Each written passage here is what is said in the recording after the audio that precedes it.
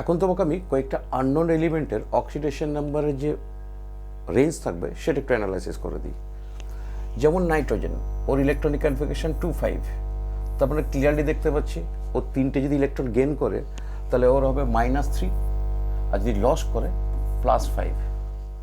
Oxygen বা sulphur তুমি লক্ষ্য করো এদের দুজনেরই ভ্যালেন্সের ইলেকট্রন থাকে 6, সো ন্যাচারালি এদের -2 কমন, আর সালফারের ভ্যালেন্সের 6টা ইলেকট্রন থাকতে পারে বলে +6। তাহলে অক্সিজেনেরও +6 হওয়া উচিত ছিল, বাট অক্সিজেনের কোনো ভ্যাকান্ট অরবিটাল না থাকার কারণে ওর ভেরিয়েবল ভ্যালেন্সির মধ্যে শুধুমাত্র 2টা হবে, 4 and 6 হবে না। তার জন্য অক্সিজেনের -2 থেকে +2। ওকে, সেমভাবে ম্যাঙ্গানিজের +2 থেকে +7, ক্রোমিয়ামের +2 থেকে +6। এই যে এলিমেন্টগুলো দিলাম এদের এই ভেরিয়েবল অক্সিডেশন নাম্বার রেঞ্জটা মনে রাখবে।